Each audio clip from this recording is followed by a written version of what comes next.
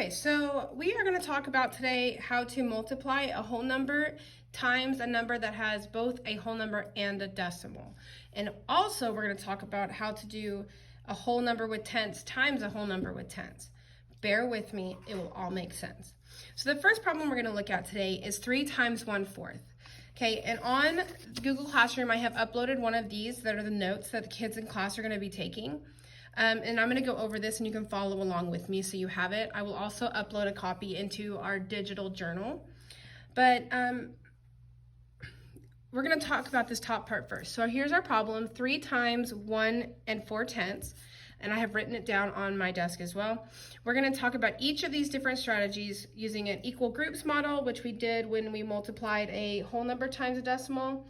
And we're also going to be skip counting and doing an array. And I will show you how to do the standard algorithm as well to check our answers. So we're going to talk about the equal groups model first. Now, the equal groups model, I am just basically taking like a base 10 blocks and I'm drawing a visual copy of it.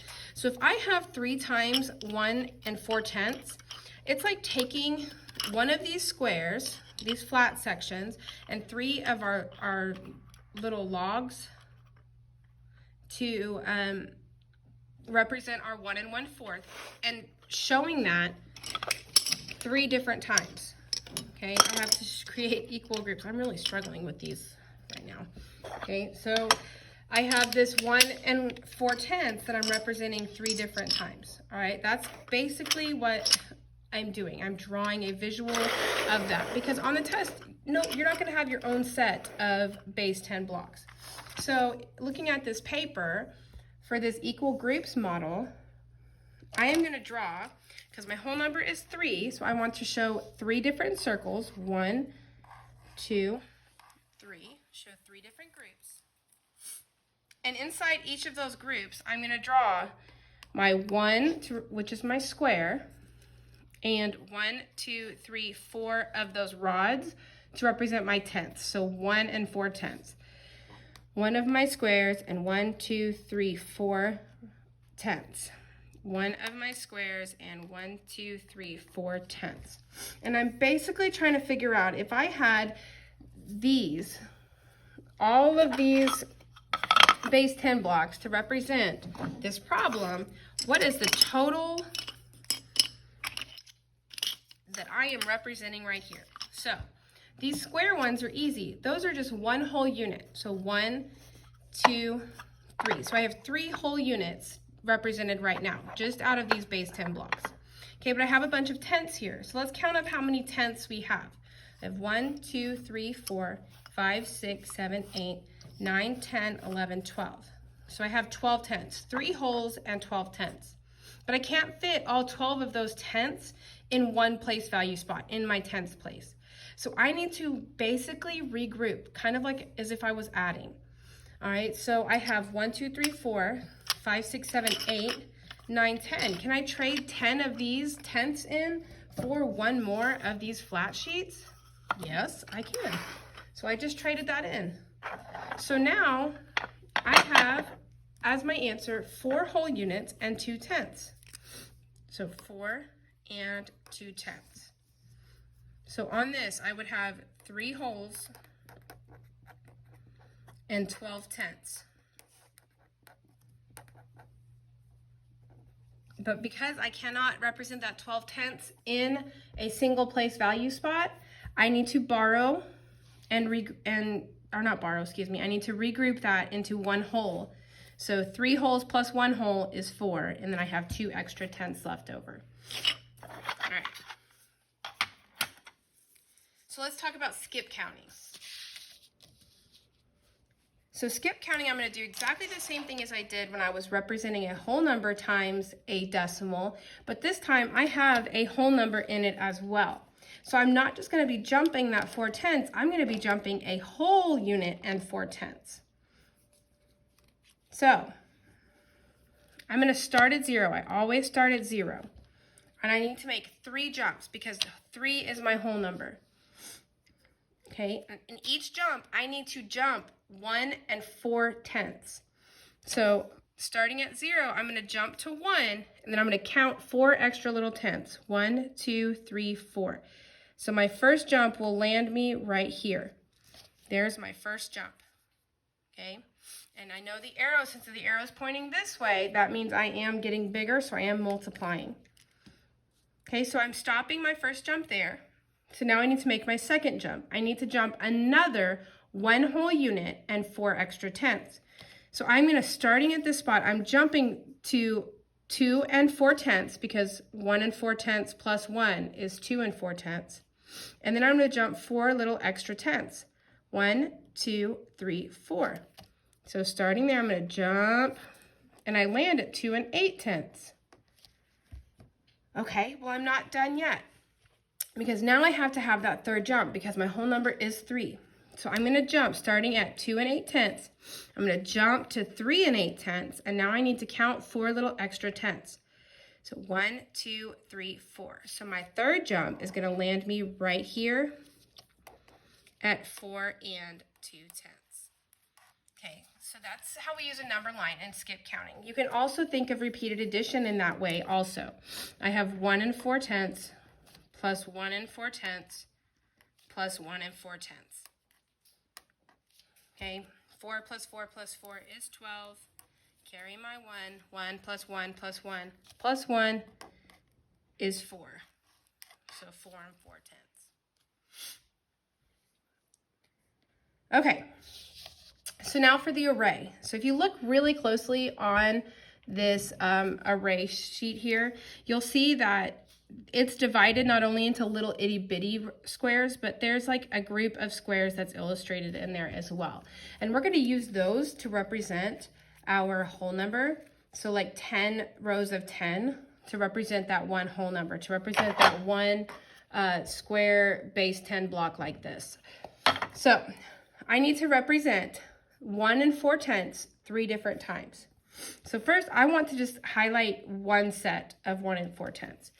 So I'm going to draw a box around my 1 whole. There's my 1 whole. Okay, and I'm going to add 4 little tenths. So 1, 2, 3, 4. So there are my 4 extra tenths. So 1 and 4 tenths is showing right here. Okay, but my problem is wanting me to do 1 and 4 tenths 3 different times. So I'm going to do that same figure. Oops, I kind of messed that one up. 3 different times. So there's the second time, and there's the third time. So here's my problem. 1 and 4 tenths times 3.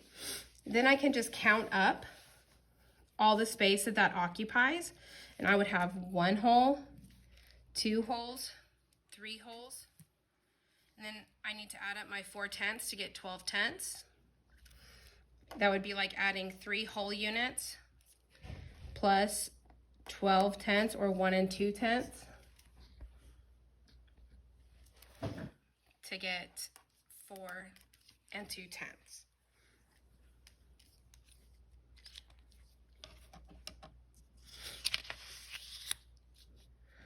Okay, so for this last one right here, we're going to check it using the standard algorithm. So when I do this, I'm going to pretend like my decimal is not even there. I'm going to multiply as if I don't even have a decimal. And since there's more digits in this 1 and 4 tenths, I'm going to put that on top. So 1 and 4 tenths times 3.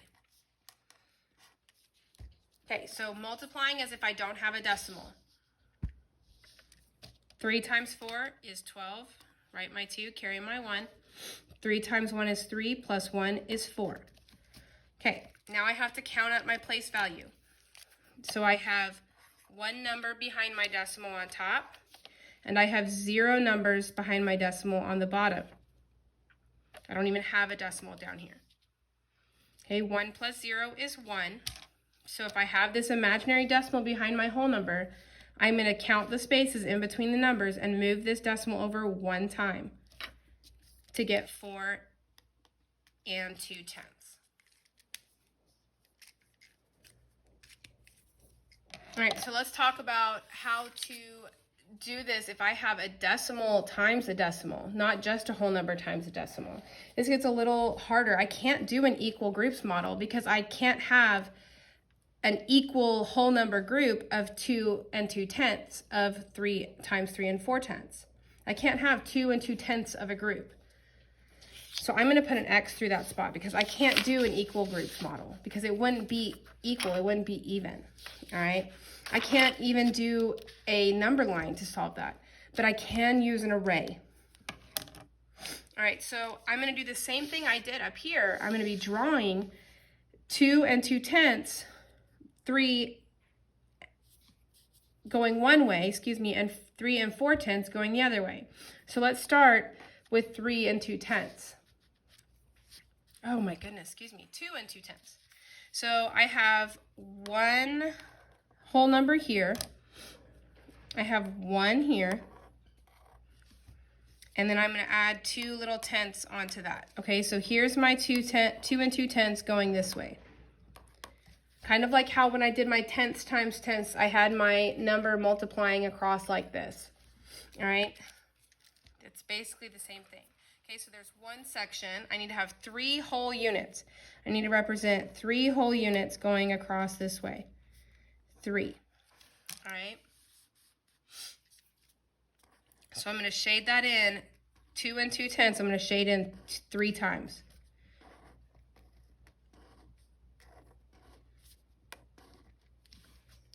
Okay, but my problem isn't just times 3, it's times 3 4/10. So I'm going to add my 4/10 right here to make up the same amount of space of this 3 2/10. Now this is what I mean.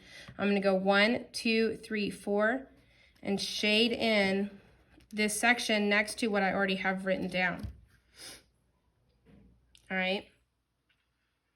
So now I'm going to count up all the space that I have. I know, I'm sorry, this is pretty, some people are going to be really confused by how I'm explaining this.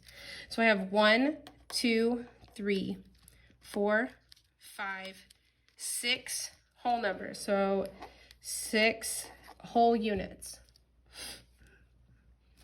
And I have 1, 2, 3, 4, 5, 6, 7, 8, 9, 10, 11, 12, 13, 14. So I have 14 tenths. Now, just like we did a minute ago, I can't fit 14 tenths into this one spot right here behind my decimal. So I need to borrow 10, not borrow, I'm so sorry. I need to regroup 10 of those tenths to make one whole. And then I have 4 tenths left over. So that would be just like having those 10 tenths that I'm turning into one of these whole units. And then I have 4 little tenths left over. Okay, and then I have my hundredths. 1, 2, 3, 4, 5, 6, 7, 8 hundredths. So 0.08. I can't represent that in my tenths place. I have to put that in my hundredths place. And now I can add these up. Now, just like when we talked about adding and subtracting decimals, I have to do a few things before I can actually add or subtract. I've lined up all my decimals, so that's step 1. Step 2, I need to fill in any empty holes. There's 1, there's 1. Then I can drop my decimal down into my answer, and then I can just add or subtract like normal. So 0 plus 0 plus 8 is 8. 0 plus 4 plus 0 is 4. 6 plus 1 plus 0 is 7. So 7 and 48 hundredths is the product of 2 2/10 times 3 4/10. So let's check that using our standard algorithm. So I have 2 2/10 times 3 4/10. So I'm going to pretend like I'm just multiplying 22 times 34. So starting in my ones place, I'm going to multiply up. 4 times 2, I get 8. 4 times 2, I get 8. Okay. I have to represent my 0. I cannot forget it. Don't forget it. And then I can start in my tens place and multiply across 3 times 2 to get 6. 3 times 2 to get 6. Okay, now I just add those up. I don't do anything with my decimal right now. I'm still pretending like it's not there. 8 plus 0 is 8. 8 plus 6 is 14. 1 plus 6 is 7. All right, now is where my decimal places come back into play. So I'm going to count all my digits behind my decimal. I have 1 on the top row, and I have 1 on the bottom row. 1 plus 1 is 2. So I'm going to take my imaginary decimal behind my number, and I'm going to move it over 2 times, counting the spaces in between the numbers to get 7 and 48/100ths. Now, it's okay to just do the standard algorithm to check your answer, but I really highly encourage you to understand and know how to use either an array or an equal groups model or a number line to help you multiply decimals. It's one of your standards that the state of Texas tells me that you need to know, so you have to know it, okay?